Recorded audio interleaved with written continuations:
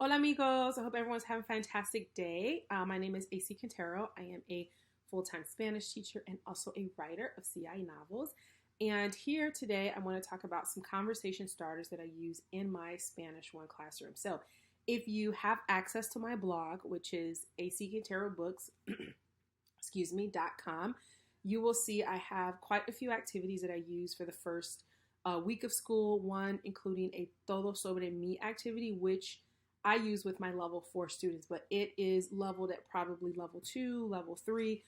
It's a very sort of low stakes activity so that students can get to know each other, but it goes a bit deeper than what I'm going to show you today. So these conversation starters, I would say that I use probably within the first 2 weeks of school. Students are not familiar with the vocabulary because a lot of them are what we call ab inicio, so they're just starting off in Spanish, and sometimes they have a hard time making connections even amongst like cognates. So that's one of the things that I've noticed with my level 1 students. And so I always want to get students, I don't like starting the year off necessarily talking about numbers and months of the year and the weather. Although I have an approach where I do that, I think it's very important to have activities where students can kind of like really get to know each other. And I've noticed that over the last couple of years, doing activities like this have actually made my classroom a very welcoming space for people. And I've noticed that I have less student to student issues in my class because I feel like at the end of the day, they get to know each other and are like, well, I don't want to cause problems with, my new friend in class. So I like to create a lot of those memorable moments where there's a lot of smiling, there's a lot of interaction, and those mirror neurons are engaged. And that is precisely the reason why I like to do this activity that we're going to delve into. So this is actually on my TPT store, which is Teaching Spanish Made Easy. I also have made this available through my blog, which is acquinterobooks.com. So either of those places you can find this, and it is totally free. Just to give you the lay of the land first, so this is a slides presentation, and these are sort of like all of the questions here, and you'll notice that with each question you have some sort of icon or image to elicit the meaning of the unfamiliar vocabulary word. So here, ¿cuál es tu programa favorito de televisión? They should know programa, but sometimes they don't. So, I like to give examples. ¿Cuál es tu libro favorito? So here I have a girl that's reading a book, and then I have Divergent, which is the movie and the book. So I like to have those sort of cues so that students are able to immediately make that, like, see that visual representation and kind of acquire that verb, or not verb, but that word into their lexicon. So I'm going to just go through a few examples that I do here. So I'll start off with the questions first, like, ¿cuál es tu película favorita? And then I always like students to kind of guess. You can like ask them without having the visuals, but then later you can, add the visuals, because then it's kind of like they go from not knowing to actually knowing and figuring it out on their own. So I kind of like to do that as well.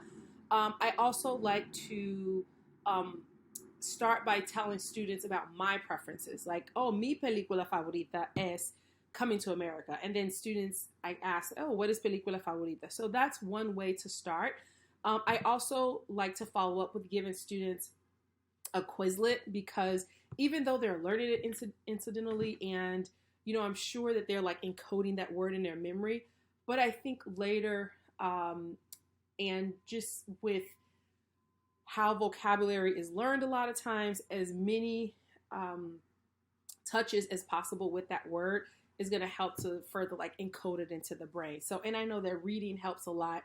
Unfortunately, the first couple of weeks, you can't do a lot of reading. You can do some reading, but you can't do a ton of reading because there's so many words that students don't understand. So I really appreciate and like using Quizlet to kind of like back it up and give them something a little bit more interactive to do.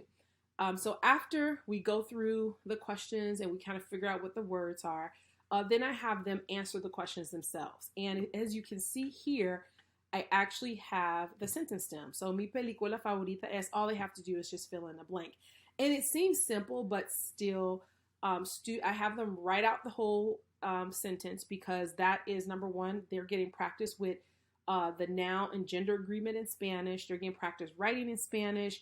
And then I go from using this kind of like as a segue to talk even about like, grammatical gender. So what's the difference between mi película favorita and mi deporte favorito? And just having students look at sort of like that anatomy of the word and making guesses as to like, or just making observations. And then I'll go into like a mini lesson. So this is how I do it.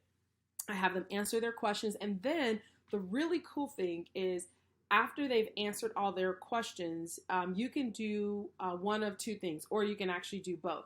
One is I like to do a personal interview, or entrevista personal, which was made very popular by Bryce Hedstrom. And that simply is asking students these questions and having them respond in class.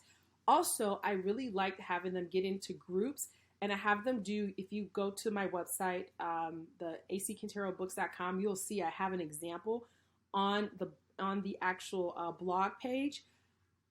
I have an example of just a simple chart where students, I have like 4 columns. So I have the student's name, pronoun, and then name, pronoun, and then like movie. Yeah, name, pronoun, movie, and something else. I can't remember it right now, but they'll go through, like you can take 1 or 2 questions. So I have sort of a graphic organizer for each question, and they go around and they ask students, so at the end of class, let's say they've asked 5 students, ¿cuál es su película favorita? Then we practice presenting, like, mi película favorita es Coming to America. Su película favorita es not Stranger Things, that's not a movie, but Divergent. So that's just one of the ways in which I do this. I hope that this video helps, and if you have any questions, please email me at profesoraquintero@gmail.com. Adios.